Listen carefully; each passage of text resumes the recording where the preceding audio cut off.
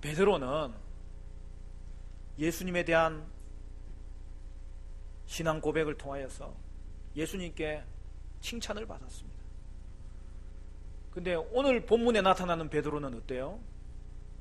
그는 예수님에게 심한 꾸중을 듣게 되는 것을 볼 수 있습니다. 베드로는 하늘 끝까지 올랐다가 땅바닥으로 추락한 거예요. 베드로는 주께서 너희는 나를 누구로 하느냐 그렇게 물으셨을 때에 주는 그리스도시요 살아계신 하나님의 아들이십니다. 얼마나 귀한 신앙 고백을 했는지, 예수님이 구약에서 약속하신 메시아라고 고백한 것이죠.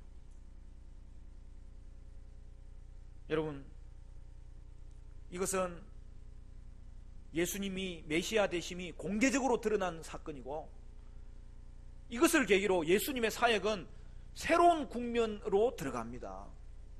그래서 예수님은 이제 갈릴리 사역을 마치시고 예루살렘으로 올라가는 길 위의 사역과 유대에서의 사역을 펼쳐나가시는 것이죠.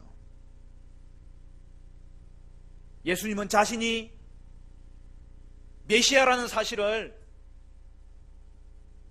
사람들 앞에 알리셨고, 그리고 오늘 본문에서는 메시아는 메시아이신데 어떤 메시아인가 그것을 설명해 주시는 거예요.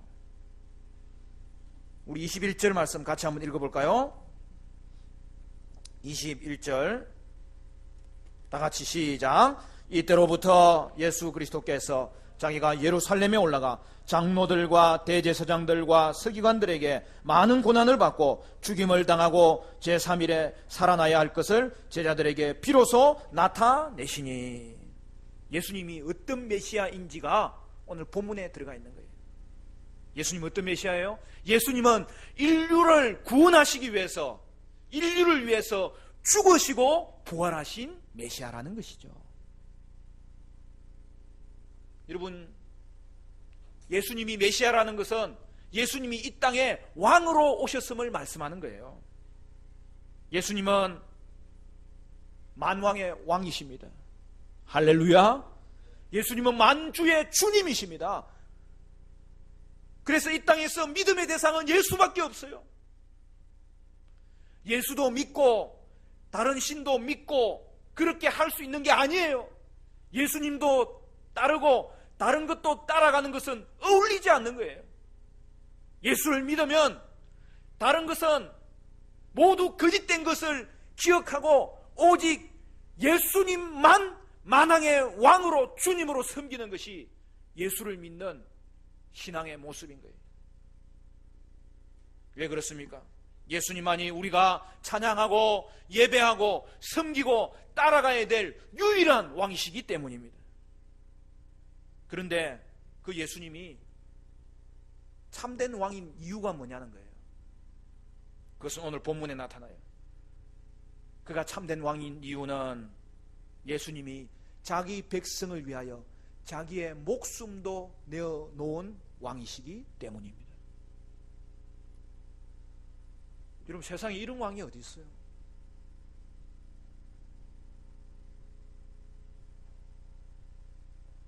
왕은 군림하는 자고, 왕은 특권을 누리는 자고, 그래서 처음에는 섬기겠다고 다 이야기하면서도 국회의원이라도 되려고 하는 것은 나중에 보니까 그 국회의원 타이틀에 붙은 이 특권들이 뭐 솔깃하거든요.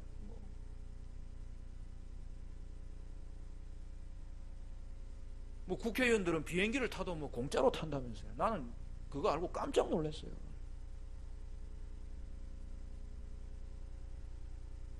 뭐 그거는 또 공무를 볼 때는 그렇게 할 수도 있습니다만,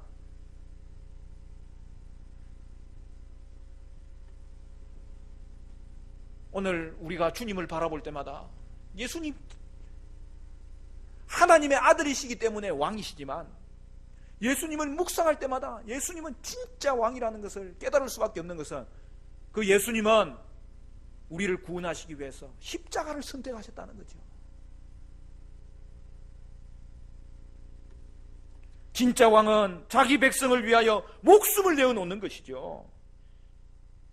예수님은 십자가를 지신 왕이기 때문에 진짜 왕이요, 부활하신 왕이기 때문에 진짜 왕이라는 사실이죠. 따라서 여러분이 예수님을 메시아라고 인정하지만 십자가의 예수님을 모르면 여러분은 예수님과 아무 상관이 없어요. 그것도 그 십자가가 내 죄를 위해서 죽으신 십자가라는 사실을 모르면 그것은 예수님과 아무 관련이 없어요. 사랑하는 성도 여러분, 여러분은 예수님을 왕이신 메시아로 믿으실 그러한 믿음의 사람 되시기를 바라고, 예수님을 내 죄를 위해 죽으시고 부활하신 메시아로 믿으시기를 간절히 축원합니다.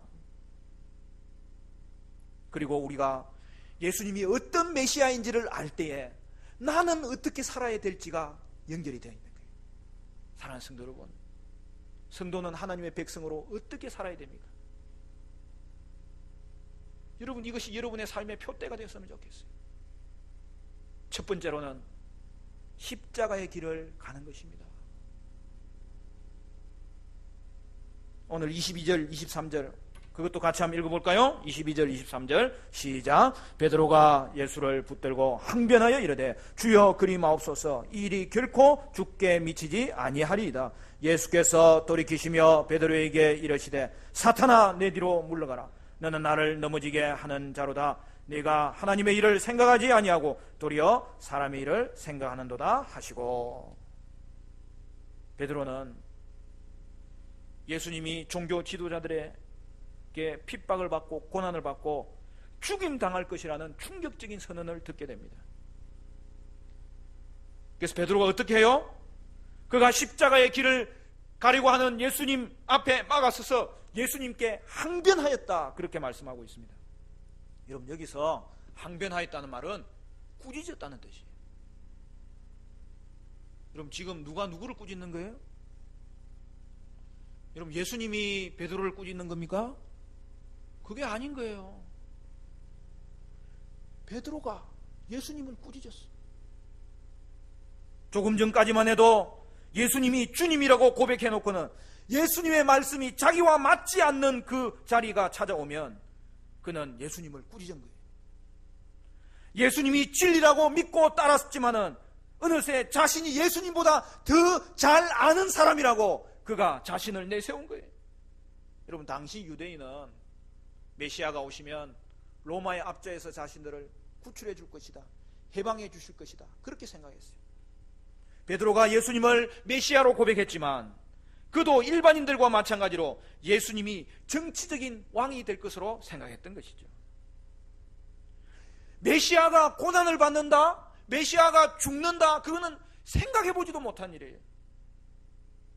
베드로는 영적 깨달음의 아주 중요한 단계를 넘어섰지만 그럼에도 불구하고 그는 여전히 가야 될 길이 많이 남아있다는 것을 보여주는 것입니다. 사랑하는 성도 여러분, 여러분은 여러분 생각과 하나님의 생각이 다를 때에 혹시 여러분도 예수님 꾸짖고 있는 건 아닙니까? 베드로는 예수님이 이스라엘의 왕이 될 줄로 생각했고, 그래 그는 좋은 지위를 차지하는 그것을 기대하면서 헛된 야망을 꾸고 살았던 것이죠. 여러분, 베드로가 시키는 대로 예수님이 따라갔다면 저와 여러분은 구원받을 수 없어요. 예수님은 이스라엘의 구주일 뿐만 아니라 온 세상의 구주시요 온 세상의 왕이시고 저와 여러분에게도 주님이 되시는 줄로 믿으시기를 바랍니다. 그것이 주님이 묵묵히 걸어가신 십자가의 길의 결과였던 것이죠. 제자들은 예수님이 왕이신 메시아인 것은 인정했지만 그가 죽임을 당하고 부활하실 것이라는 것은 생각지도 않았어요. 여러분, 그게 구약에 다 있는 내용이에요. 그리고 예수님이 이 땅에 오셔서 지금까지 계속 가르쳤던 내용이에요. 그리고 이제는 본격적으로 가르칠 때에 그들은 자신의 생각과 예수님의 생각이 다르다는 것을 알고 당황했던 것이죠. 베드로가 예수님을 십자가 길을 간다고 꾸짖었어요. 그때 예수님 어떻게 하십니까? 이제 정상으로 상황이 바뀌기 시작합니다. 어떻게 되죠? 이번에는 예수님이 베드로를 꾸짖었습니다. 사탄아, 내 뒤로 물러가라.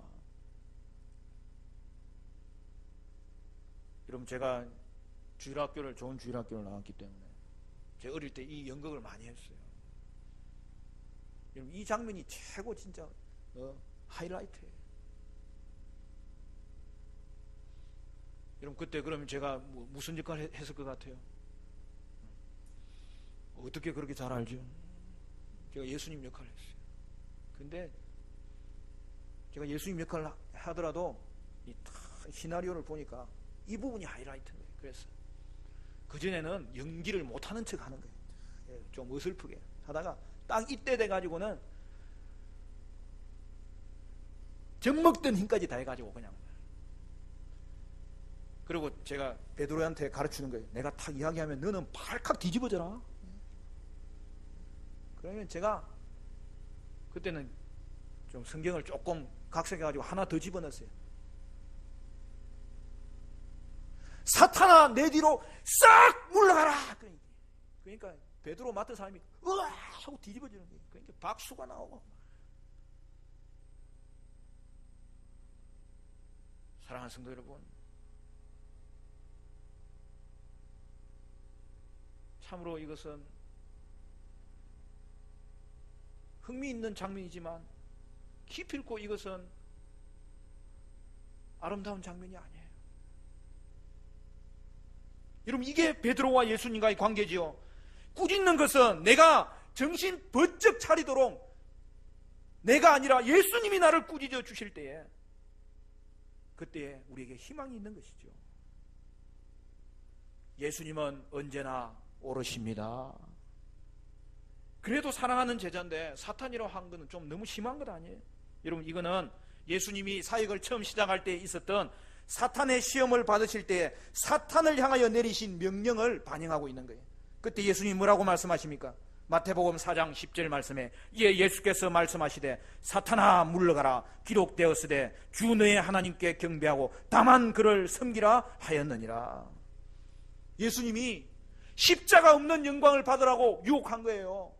그때 예수님이 거기에 넘어갔으면 저와 여러분의 죄는 사해질 수가 없고 저와 여러분은 살 수가 없게 되는 거죠.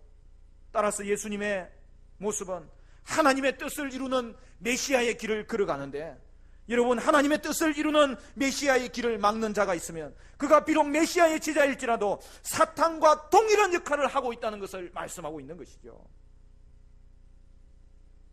이에 예수님은 베드로가 너는 나의 길에 걸림돌이 되고 있어.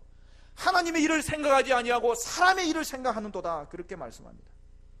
여러분, 여기에 나오는 말이 참 재미나는 말이에요. 걸림돌이 된다는 말은 원어로 스칸달론이에요. 여러분, 그 여기서 나온 말이 스캔들이란 말이에요. 베드로는 예수님이 가는 길에 앞에서 돌을 놓아가지고 결국에는 예수님을 넘어뜨리는 자라는 거예요. 예수님이 가는 길에 베드로가 스캔들을 일으킨 거예요.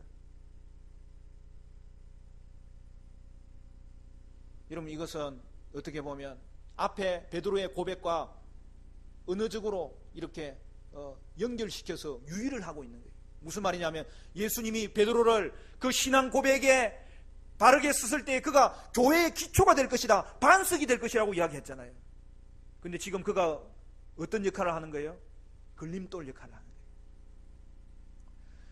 너는 교회의 반석이 될 자가 십자가를 바로 알지 못함으로 말미암아서 너는 나의 앞길에, 교회의 앞길에 걸림돌이 되고 있구나. 너는 주춧돌이어야 돼. 너는 왜 걸림돌이 되고 있는 거야? 사랑하는 성도 여러분, 저와 여러분은 오늘 이 시대를 살아가면서 예수님의 십자가를 묵상하고 그 길을 우리가 인정하고 그 길을 따라감으로 말미암아 교회의 걸림돌이 아니라 교회의 반석이 되고 주춧돌 역할을 감당하는 하나님의 사람들 되시기를 간절히 소원합니다. 두 번째, 하나님의 백성으로서 성도가 걸어가는 길은 무엇입니까? 제자의 길을 가는 것입니다. 여러분, 종이 스승보다 높지 않아요. 종은 주인보다 높은 자가 아니에요. 그럼 진정한 제자는 누구인가? 주님의 길을 따로 내버려두고 자신의 길을 걷는 자가 아닙니다. 진정한 제자는 주님이 가신 길을 바라보면서 그 길을 동일하게 걸어가는 것, 그것이 진정한 제자의 모습이죠. 그래서 성도는 제자 역할을 해야 돼요.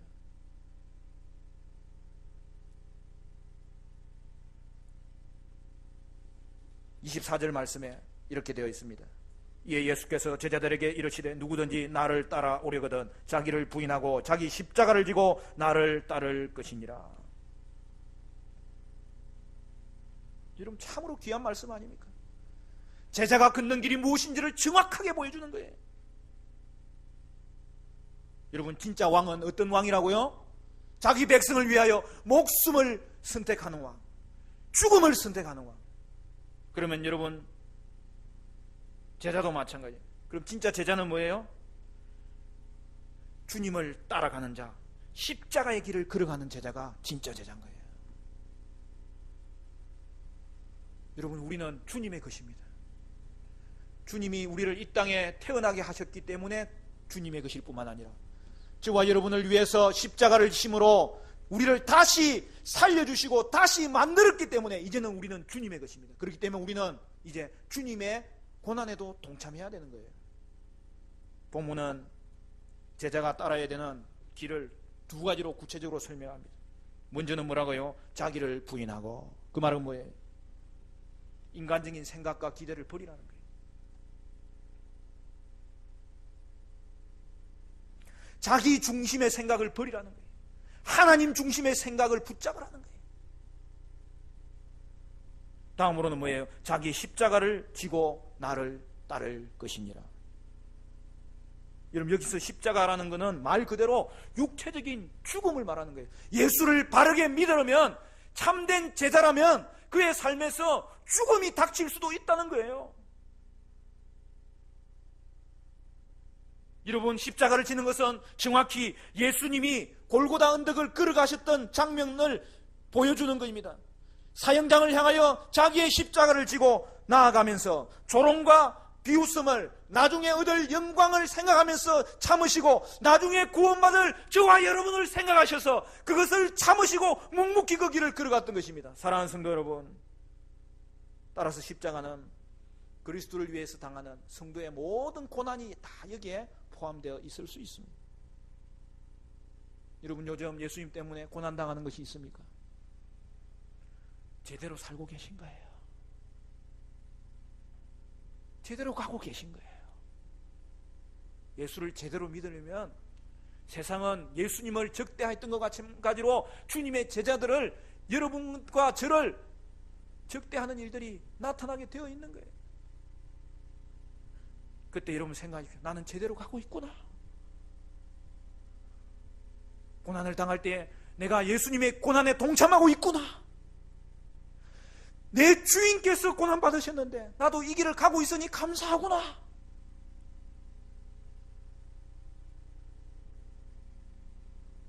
예수님은 그 고난을 통하여 영광을 얻으시고 그 영광을 우리에게 나누어 주셨습니다. 많은 사람들이 예수님을 따르기를 원하고 예수님을 따르겠다고 고백하고, 그리고 예수님을 바라보고 살아가지만은 대부분은 자기가 원하는 방식으로 따르기를 원하고 있는 거예요. 여러분, 예수님을 따르는 방식도 예수님의 방식대로 따라야 되는 거죠. 그게 뭡니까? 십자가의 길, 제자의 길. 예수님이 그 길을 걸어갔으면 제자는 딴 길을 찾을 수 있는 게 아니에요. 여러분, 어떤 길을 걷고 있습니까? 오늘도 주님의 제자는, 하나님의 백성인 성도는 예수님의 방식으로 살아가는 거예요. 그리고 그 고난의 끝에는 영광이 있어요. 그러므로 영광에 이르는 길은 오직 주님의 길, 예수님의 방식, 십자가의 길, 그것 외에는 있을 수가 없는 거예요. 사랑하는 성도 여러분, 다른 것은 몰라도 믿음의 길을 걸어가는 데 있어서 타협하거나 포기하는 일이 없으시기를 간절히 소원합니다. 따라서 성도는 고난을 피하는 자가 아니라 도리어 고난을 통하여서 영광을 얻기까지 달려가는 것입니다.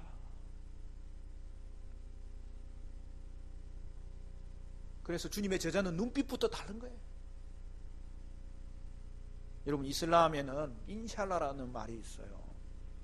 그럼 그건 무슨 뜻이냐면 인스 알라라는 말이죠. 알라의 뜻이라는 거예요. 그래, 뭐 좋은 일이 있어도 인샬라, 안 좋은 일이 있어도 인샬라. 여러분, 어떻게 보면 참 좀 멋있잖아요, 그죠? 그런데 여러분, 그거는 성도의 삶이 아니에요. 나중에 잘 될 것이기 때문에 현실을 잊어버리라는 것이거든요. 그러나 성도는 그렇게 살지 않습니다. 성도는 현실 위에 뿌리를 박고 그 위에 서서 하나님의 뜻을 그때부터 붙잡고 달려가는 거예요. 현재의 고난이 있더라도 그 고난 위에 서서 하나님을 바라보며 달려가는 거예요. 현재의 고난은 언제나 나중에 주실 장래의 영광과 반드시 연결되어 있기 때문에 고난은 고난 그 자체로도 의미가 있는 거예요. 성도는 고난을 회피하지 않아요. 성도는 고난이 오면 그 고난을 마주 대하고 고난을 향하여 적극적으로 전진하는 거예요. 그래서 사도 바울은 환난 중에서도 즐거워하느니라 그렇게 말씀한 거예요. 사랑하는 성도 여러분, 성도는 고난이 있더라도 고난 중에도 주님과 동행함으로 고난 중에 절망하지 않고 고난 중에도 소망을 간직하는 거예요. 여러분, 진정한 축복이 뭐예요? 물질적으로 부유해지는 것도 하나님이 필요하면 채워주십니다. 여러분, 신앙 준비 잘하면 하나님이 여러분을 높은 자리에 세워주셔서 쓰임받게 하실 때가 분명히 와요. 문제는 귀한 자리에 세워놨는데 신앙이 준비되어 있지 않고 인격이 그 자리를 지탱할 능력이 없을 때 그 자는 그 자리에 세워지지 않았던 것이 차라리 나을 사람들이 얼마나 많다고요. 여러분, 하나님께서 분명히 귀한 자리에 세워주십니다. 중요한 것은 뭐예요?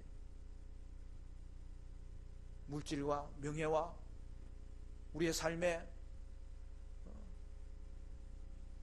즐거움이 주어지는 게 중요한 것이 아니라 고난 중에도 주님과 동행함으로 말미암아 절망하지 아니하고 포기하지 아니하고 소망을 가지고 살아가는 그 모습 속에서 이 땅의 백성들은 저 속에 무슨 능력이 있길래 저들은 고난 속에서도 요동하지 아니하는 거. 여러분, 그게 진정한 능력 아닙니까? 그 은혜가 저와 여러분에게 있게 되시기를 간절히 축원합니다. 마지막 세 번째, 성도는 하나님의 백성으로 어떻게 살아야 되느냐? 생명의 길을 걸어가는 것입니다. 고난의 길은 생명의 길과 언제든지 연결되어 있기 때문에 생명의 길을 바라면서 가는 것이죠.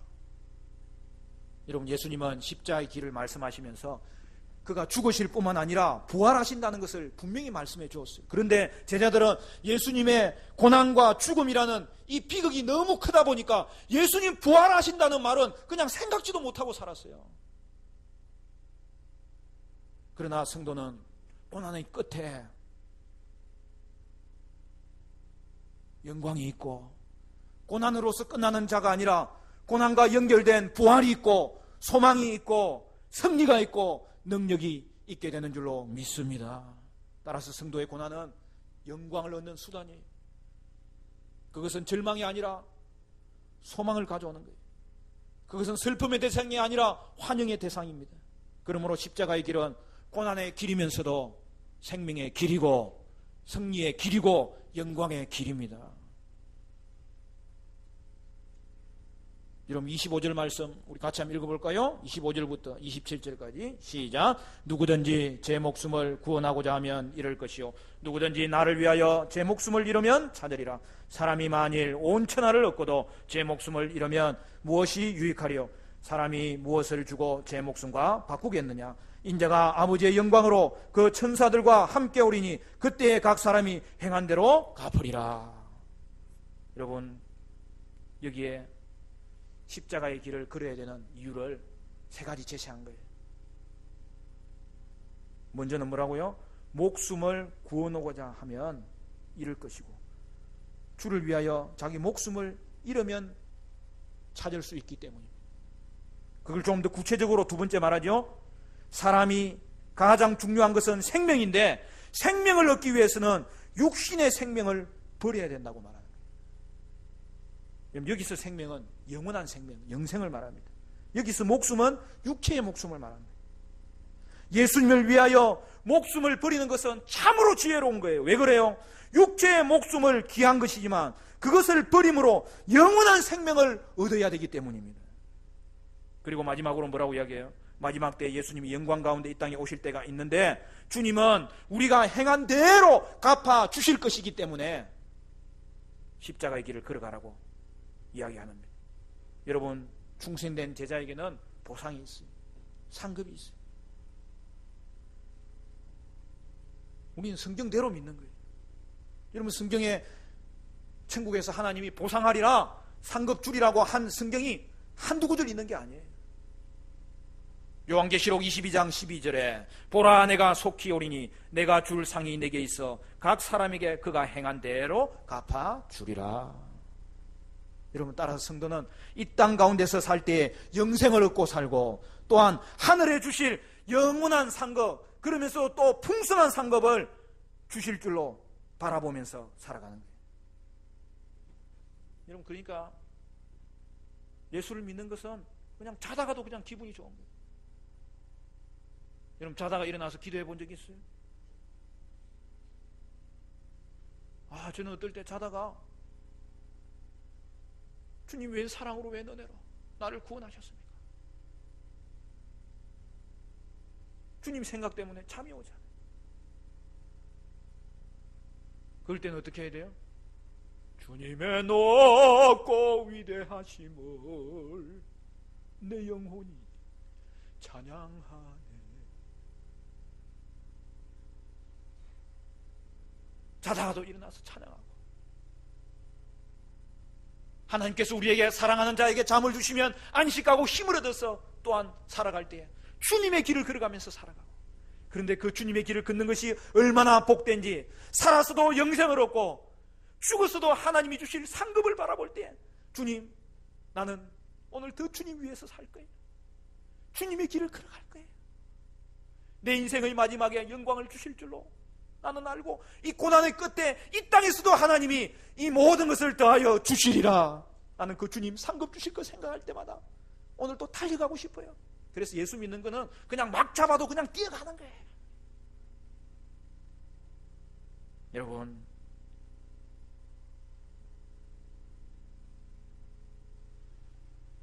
성도는 주님이 주실 풍성한 상급을 생각하기 때문에 고난의 길을 가지만 주님의 길인 줄을 알고 확신을 가지고 주님의 길을 가는데 그냥 힘있게 걸으면서, 힘있게 뛰면서, 힘있게 달리면서 걸어가는 것이 성도의 모습이에요.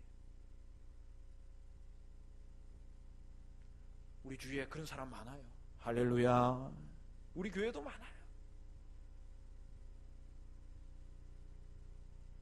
그래서 예수를 믿으려면 제자의 길을 가야 되고 제대로 믿어야 되는 거예요. 지금도 우리 주위에 고난 중에서도 타협하지 않고 꼿꼿하게 주님 바라보는 사람, 그리고 주님의 길을 철저하게 걸으려고 하는 사람, 예수를 믿어도 제대로 믿으려고 하는 사람, 여러분 많습니다. 여러분 많아요.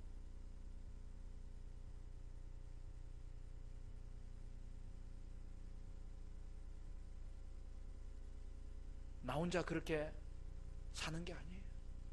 그렇게 사는 게 당연한 거예요.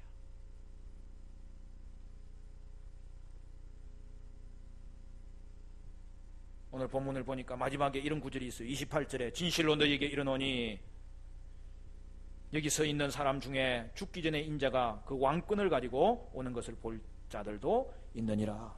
여러분, 죽기 전에 예수님이 왕권을 가지고 오는 건 무슨 뜻일까요? 이게 재림을 말하는 걸까요? 그게 아니에요.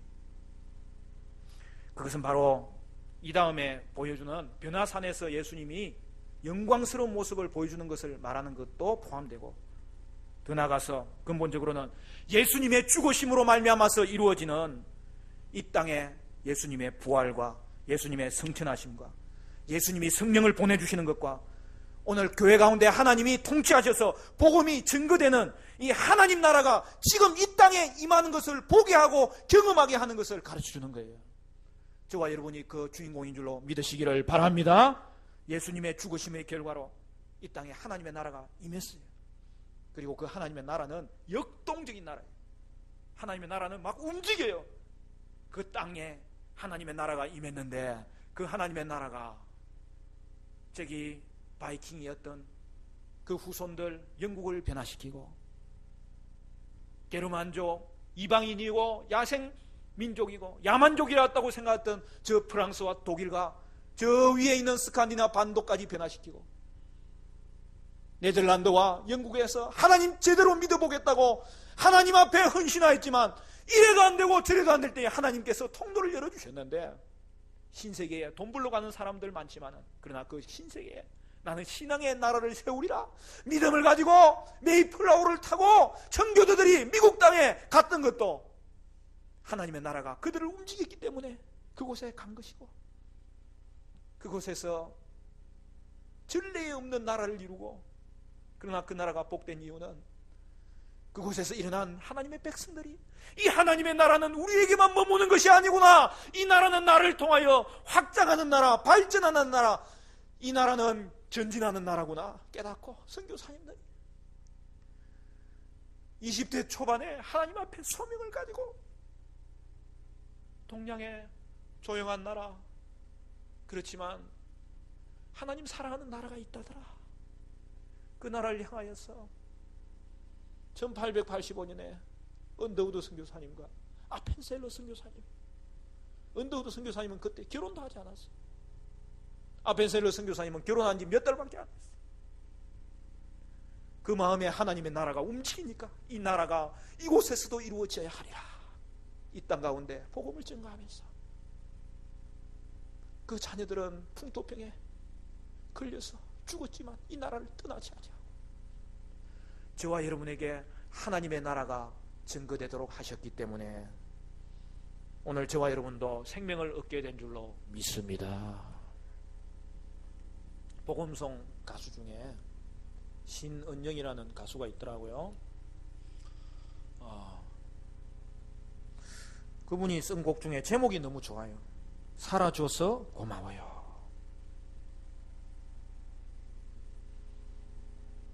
이 땅에 청소년들에게 희망을 주기 위해서 이 곡을 지었다는 거예요. 여러분, 교회 아니든 교회 밖이든 지금 아우성입니다.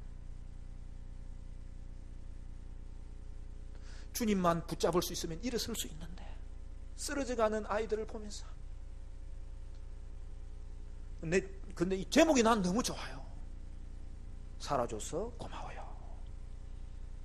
제가 우리 교회에 이 사람들 많이 다니잖아요. 여기 보행자도로에 우리 교회 이름은 조그맣게 적고 큰 팻말을 좀 붙였으면 좋겠어요. 뭐라고 붙이냐면 살아줘서 고마워요. 온 세상 사람들에게 정말 좀 살아라고. 여러분, 살아 있어야 또 예수를 믿을 수 있을 거 아닙니까? 그래야 구원받을 거 아닙니까? 그리고 하나님 자녀 되는 데서 끝나는 게 아니잖아요. 예수님의 제자로 쓰임받아야 그 인생이 멋진 인생이 될 것 아닙니까? 우리 옆에 좌우에 한번 축복합시다. 살아줘서 고마워요.